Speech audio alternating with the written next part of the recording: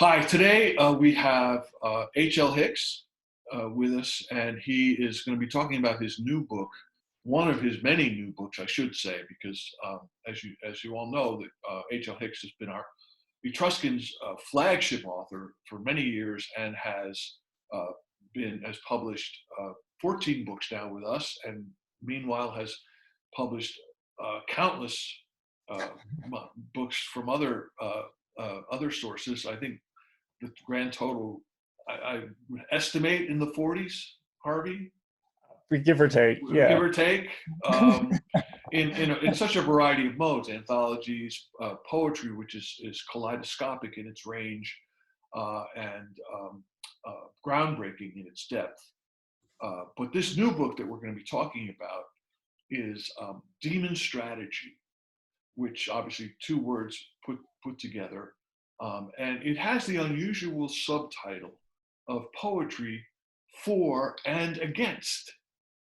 And Harvey, tell us a little bit about that subtitle that you've Yeah, chosen for the I've never heard that, poetry yeah, against, before. yeah, yeah. I mean, I'm have had in my head for a long time a plan that'll never actually happen. um, a, a whole I just had in mind a whole series of books called Against X. So against virtue and against poetry and against all these things that we construe as positive, because against, of course, itself has more than one meaning. And so leaning against something is not always a bad thing. So against can be a contest. It can be, I'm against whatever. It can be a form of opposition, but it can also be um, it can also be a dependency of one kind or another, a mutual dependency.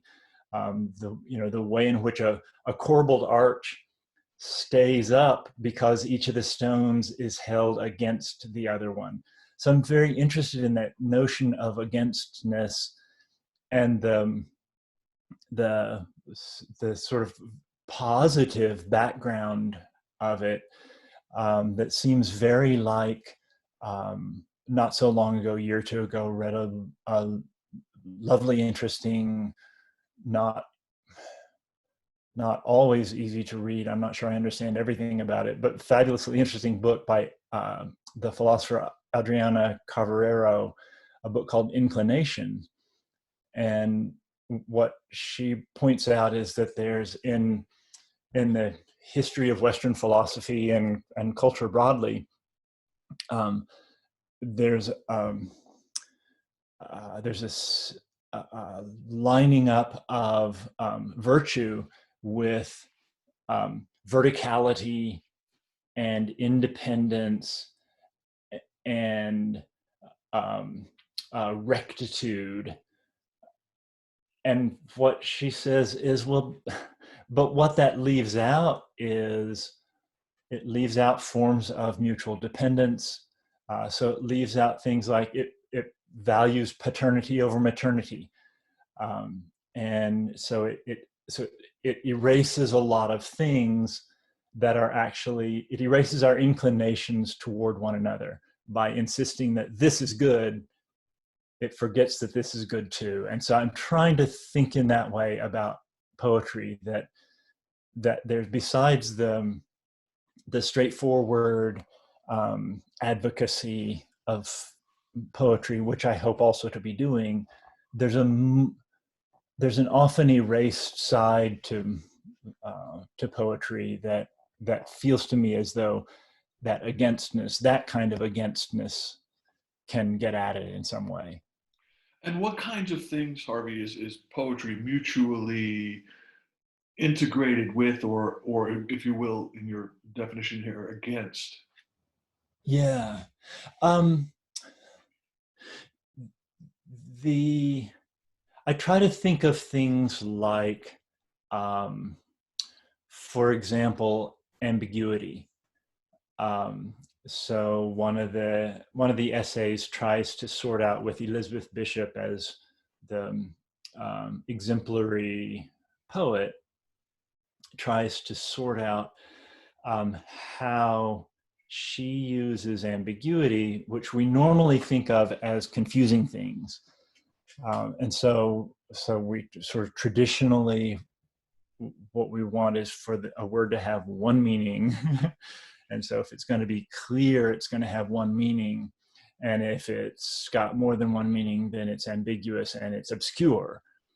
But I think she's able to achieve a sort of a particular kind of clarity by this ambiguity, by letting words have more than one meaning. Um, and so allowing us to see more than one side of things, that's a form of clarity too. Not only looking carefully at something straight on from one view, but turning it around and looking at more than one side. So that would be an example of something where I think poetry can help us sort of recognize an againstness, to see more than one side of things.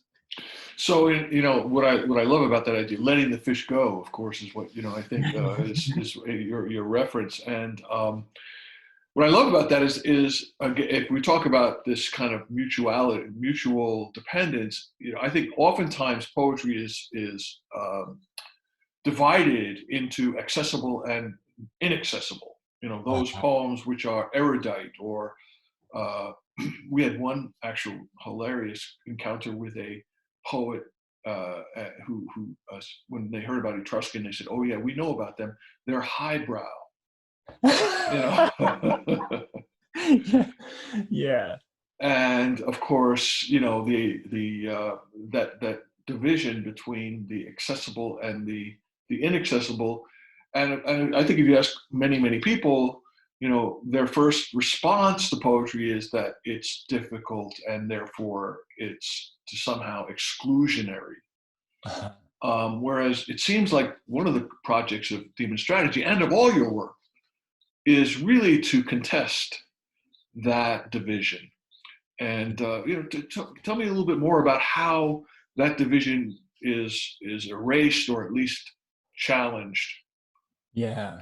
In your work. Yeah. No, I think there's a kind of mistaking one thing for another that goes on, that's strongly enforced by our culture. So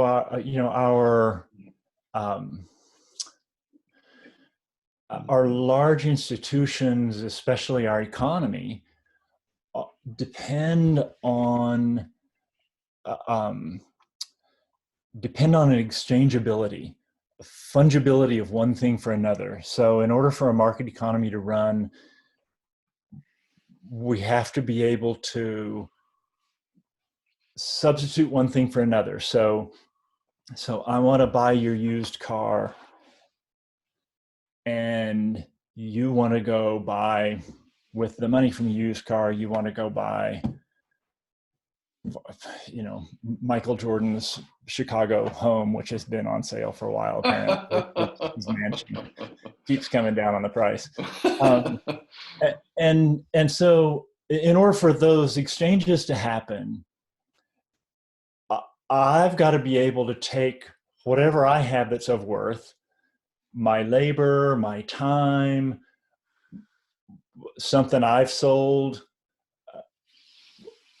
whatever it is, I got to be able to take that, make it into something that I can then give you, that substitutes for you for your car, which you'll then give me. So everything has to be able to become something else. Everything has to be infinitely exchangeable. And so my labor can become your car.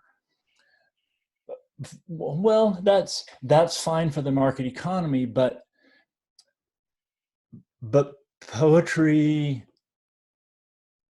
does or can contest that. And so poetry does or at least can stop and look at that which cannot be exchanged for anything else. And so our economy works to erase the possibility of there being anything like that. There's nothing that's not exchangeable for something else. Everything can be bought and sold in a capitalist economy. And poetry says, no, it can't. Actually, another human being cannot be bought and sold. You are you, and you can't just be substituted for somebody else. And so poetry looks at the particular non-exchangeable, can't be turned into something else item, whether that's a person or a pocket calendar or whatever it is, this one thing that is itself and not anything else, and can't be made into anything else. That can be an object, it can be a relationship. What makes my love relationship a love relationship is no trades. I not for nothing. And poetry wants to do that, says it does that, but that resistance to the large structure that we're most accustomed to moving in of this exchangeability, that resistance is not easy. And so I think that's what gets mistaken for poetry being difficult.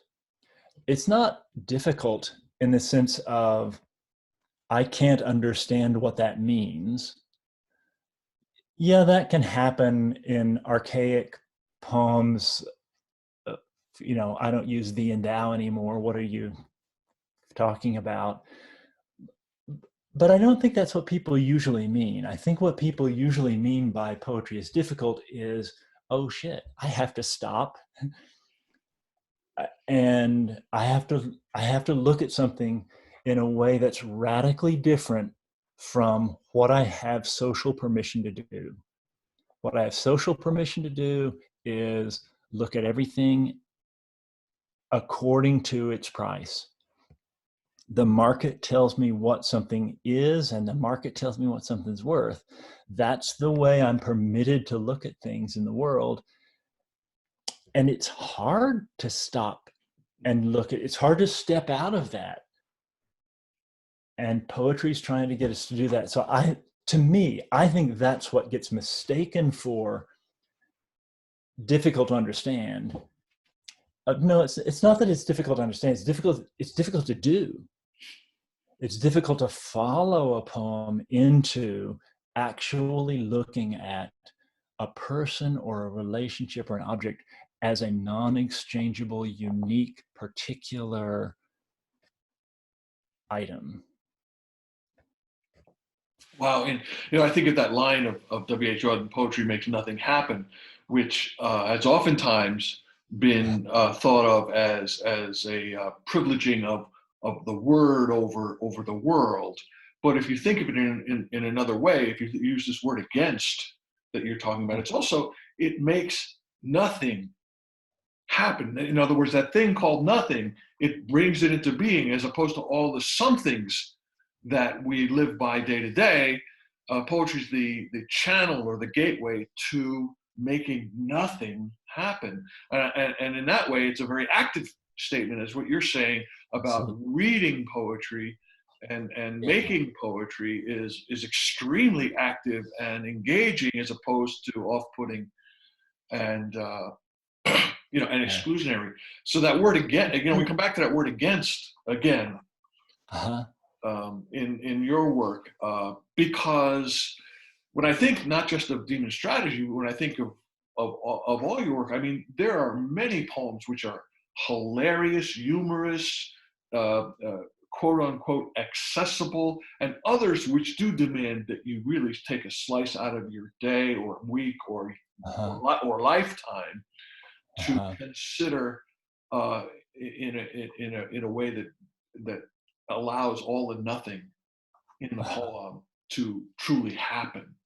Absolutely. Yeah, you can put this in terms also of time or labor. I think of Keats's Ode on Indolence, and the way in which, what he's doing is pausing. It's a Nietzschean revaluation of all values. he's saying, whoa, wait a minute. Again, the economy says you're supposed to be doing stuff. What are you doing?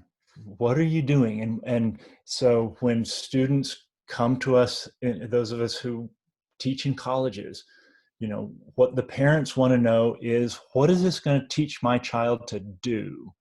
What can my child do with this after graduation?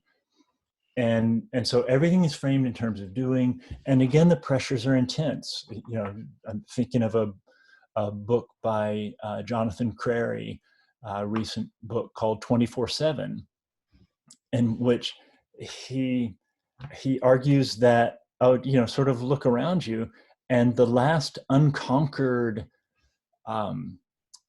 aspect of our lives is sleep. It's the last place that commerce hasn't taken over, and they're working on it. and he makes a fabulous case for their, digital technology is working its way in, people wearing their Fitbits to be told how. And so off somewhere, somebody's collecting data on you sleeping through your Fitbit. And so it's interesting, the urge, the very strong and pervasive societal urge to work. You got to be doing something. And so Keats's poem is at least as, revolutionary, resistance based as it was then. Wait a minute. What if I stop and take a nap or think?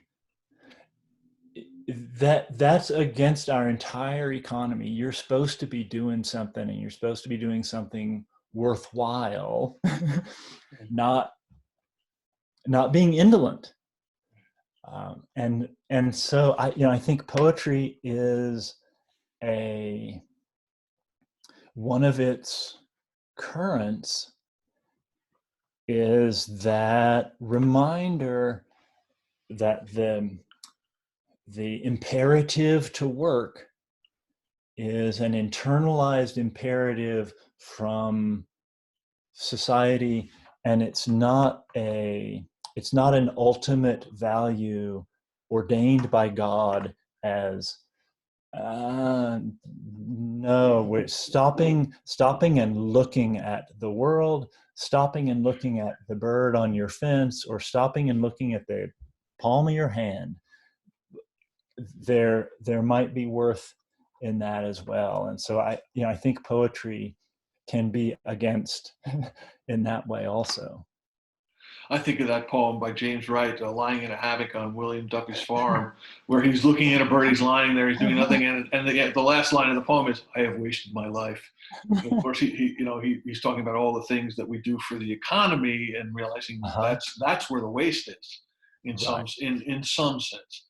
And I think that there's also a conduit here between the notion of reading or listening to poetry, which requires a kind of distortion of scale. You can't just, I oftentimes, say to students, and they say, "I don't understand this poem." I say, "Well, how many times have you read it?" And they say, "Well, I read it once." Right. I say, "Okay, well, that was a nice start, but it's not. That's not the way it's done. It's not done as you point out, Uh-huh. vertically or with rectitude, or even perhaps with virtue. One perhaps has to abandon one's virtue, one's sense that you can master a poem or come to terms with it after a single hearing. And it may be that that a real poem, the definition is that it can't fully be mastered or completed as an economic unit in Right, an economically endorsed unit of time. right. And so this brings me to yet, I mean, even a further sense of your work, which of course, as copious and, as literary as it is also has its basis in breadth and its basis in memory, which of course can't be quantified at all. Right. Um, and you're a poet who values very much this sense that the page itself is only one means to receive a poem. I've heard you read many times.